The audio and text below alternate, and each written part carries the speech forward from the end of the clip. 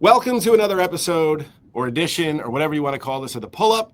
It's something that HB Monte and myself do here on JAMZ 96.3 and JAMZ96.3.com. Have the honor of being joined today by one half of Black Violin. Kev, thank you so much for joining us, man. We appreciate it. Yeah, Hey, Kev. thank you for having me. Thank you for having me. Hey, My Kev, pleasure. I want to start off the questions here, right? And I need you. It's a serious question. I need you to give me your honest opinion. All right. So when it comes to beauty, do you care more about the waist, the tailpiece, or the neck? Hmm. I mean, there's a combination of all three that you got to take into account, right? And then when you said the waist and the tailpiece, there's a ratio there that is necessary, you know? So it's like the waist, it could be good, but the tailpiece versus the waist, you need to kind of balance them out. But I think if you're gonna just if it's just one thing, it's probably the tailpiece. I mean, if I'm being honest, it's Gotcha. probably where I'm at. Gotcha. And D Scott, let me get your mind out of the Are gutter. you planning on clearing that up? Like, We're talking about violins, D. Get your mind out the Yeah. gutter, bro. Oh, we talking about violins? Oh, snap. Yeah. Yeah.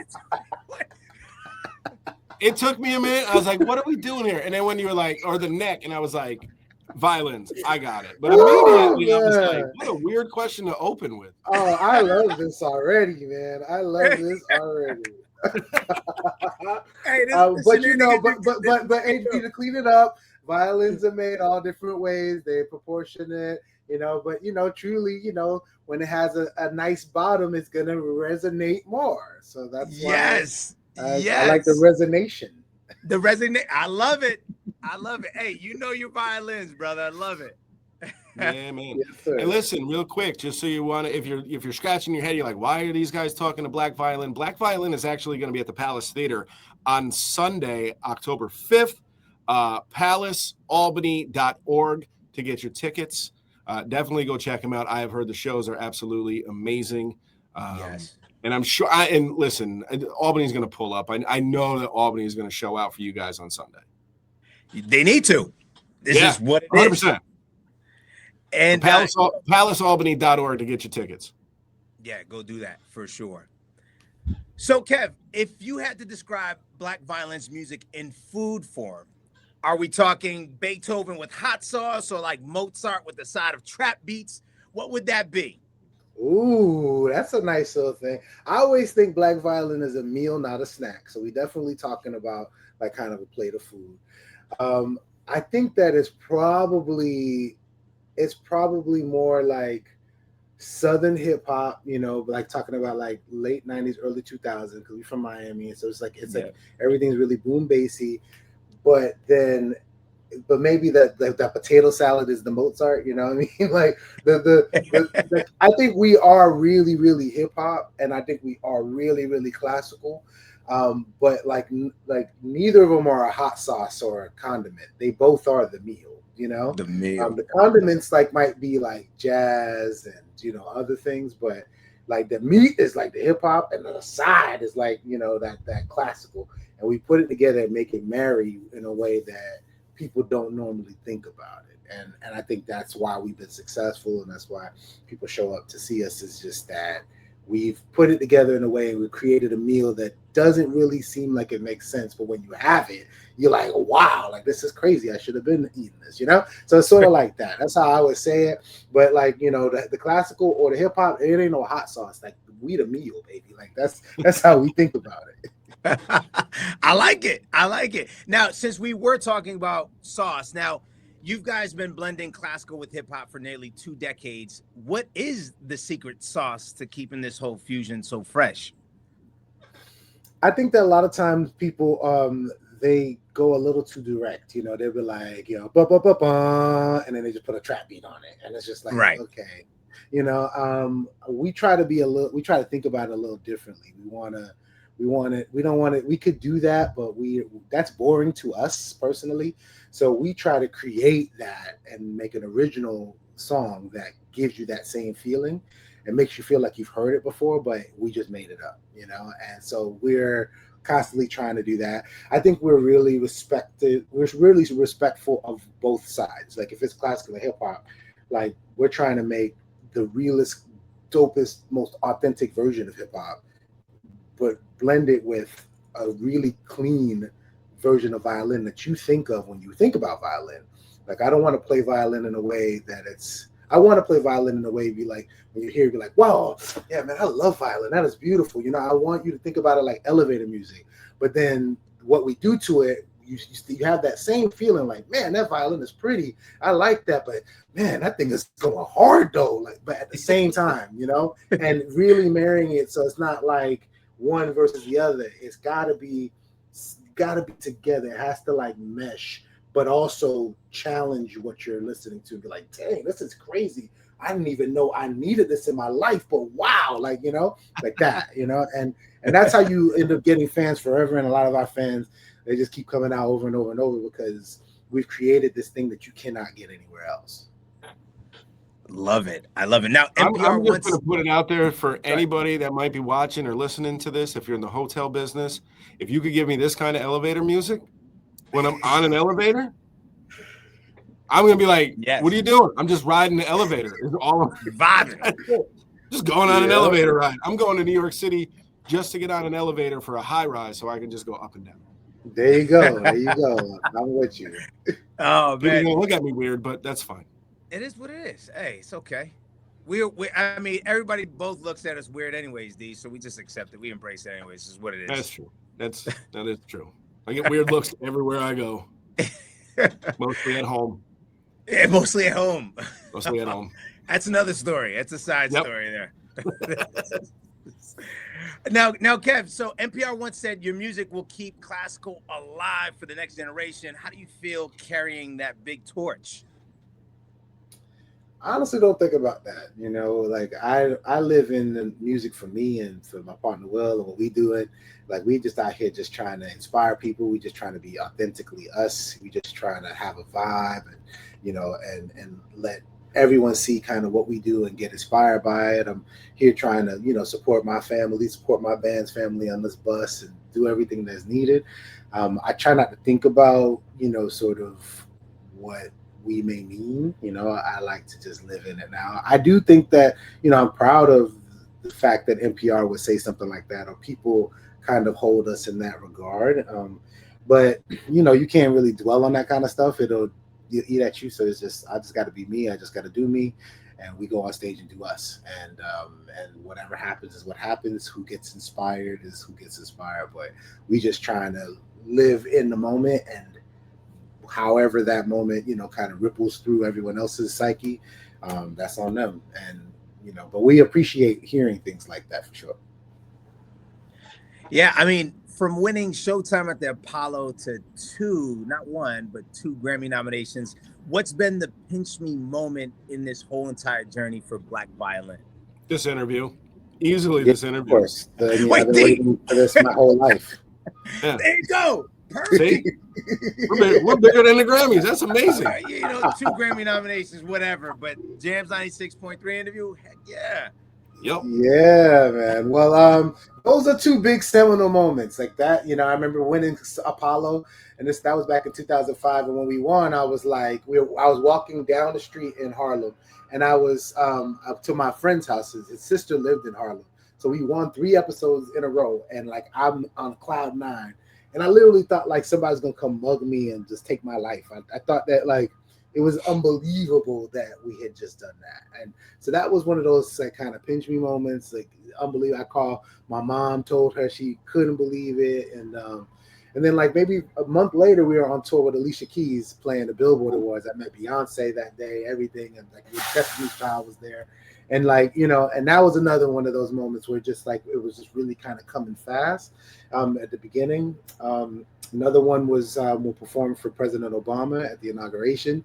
And then I met him. They were like, "You're going to meet POTUS and FLOTUS tonight." And I'm like, man, I saw him swear on the Bible with that hand. And I shook his hand. I walked up to him. I said, you know, everything I've ever done in my life has led up to this moment.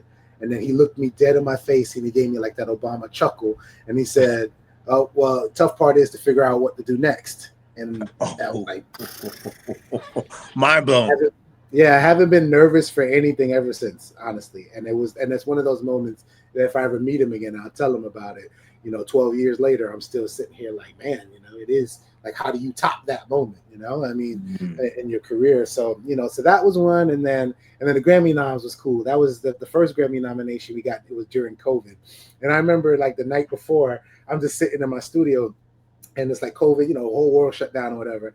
And then I get a notification that the Recording Academy is following Black Violin. And I'm just like, but why would the Recording Academy, like, all of a sudden, what I mean? Like, I'm not even thinking about us for a Grammy, nothing like that. And then next day, I was like, well, they were like, oh, well, the Grammys are being announced tomorrow, the nominees. So I was like, all right, I'll watch it. And I'm watching it on my phone's propped up. I'm watching it on a Twitter feed. And I remember it was Meg Thee Stallion. She was the one listing the nominees, and then she said Black Violin. I ran outside, did laps around my house. My pit bull jumped on me. There's a scratch on the side of me from my pit bull jumping on me. He was so excited. I was excited, man. It was incredible. And so that was like another moment where it just like kind of went full circle for us. And then we got the first nomination, and the second nomination came a couple years later. So it's been an awesome career. I cannot, I can't say anything about it. It's been incredible. Just sort of the highs that we've had. And we've had some lows, but the highs have been has made it worth it, and we just kind of keep that energy and come out on stage and do our thing with that same energy. And I think that's why it works for us. It's been a blessing. You guys truly have been blessed for sure. And you are living with purpose right here. That's one of my biggest things, right? Is doing things with purpose, and it's exactly it. You're touching the masses, doing what you love, So yeah, props to you. With that being said, what is the best piece of advice you've ever received, as Black Violin or as just for yourself, and who was the person that gave it to you? Okay, best piece of advice.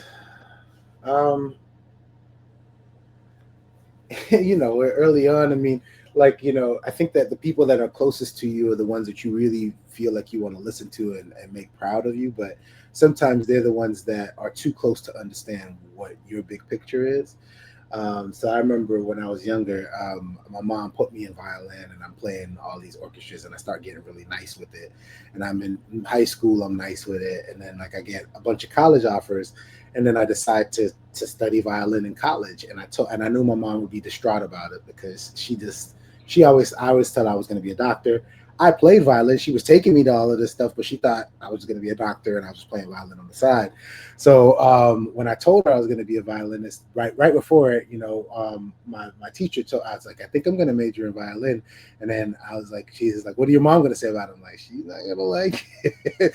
And then he was like, even as a 17-year-old, 18-year-old, like, you have to know to do for you, even if you feel it may hurt the people closest to you, because only you know what's true, And I told my mom I was going to study violin. She was crying. She's like, how are you going to make a living playing the violin? Like, all this stuff. And I was like, I'll figure it out. And now she's my biggest fan. And, she's comes to every show. And she's like the biggest supporter, screaming, and grabbing people from the lobby to come meet her baby in the back. Like, but even at that time, though, like, I knew she was going to be against it. And, I love my mother, I don't want to do anything against her, but sometimes, the people closest to you don't know what's best for you. And I think, and I'm not saying that to just say, hey, go against your parents or anything, but, you have to know what you want, and you have to chase that, and you have to be unapologetic about it, even if it's someone that's close to you. So I think that was probably the best piece of advice I got. I got it from my high school teacher, Mr. Miles. Shouts out, Mr. Miles.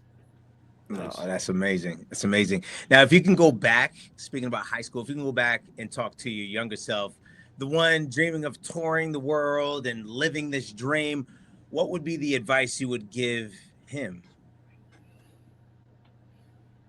I mean, HB, I mean, I've been doing this 20 years. I see it so much good from what has happened and what has come from it. I know that there's a part of me, like, I'd live with no regrets, so it's like, I guess I'd probably go back and say nothing to me, because I don't want to change anything, right? Oh. But there is a part of me that, because I have 3 kids, they're 20, 18, and 16, and I've been doing this for 20 years, and I play 100 to 150 shows a year, and I've been doing so. their whole lives. So there is a sacrifice that they have made that they didn't necessarily sign up for, Mhm. that I can never take back, because now they're older. Now my career is still pretty good. I, Grammy noms and all of this stuff, and travel the world, and I've been able to take care of them really well with this career. But at the same time, you can never get time back. And my oldest, who's 20, was like, you probably been gone 10 years of my life if you add it up. And I'm like, wow, and it's like chasing this. So it's like, if anything, maybe I wasn't as aware of what the sacrifice would be for my family at the end here. Like now that they're adults and can communicate it to me, I do think that they understood, what it was, and I think there's value in them seeing their father chase something, because I think they'll do the same. But you can never get that time back. So although I don't think I would warn my former self, that's the thing that I think about most. Although I have this career and all of these, accolades and everything, I lost 10 years with my children chasing it, and I'll never be able to get it back, even if they understand what that sacrifice was for. So, but I still don't think I would tell or warn my former self. I live with no regrets. So it's the way it's supposed to be. Absolutely. To be honest with you, that's probably one of the most common answers of people who are established. And I'm talking not just in the music industry in general, like actors, actresses.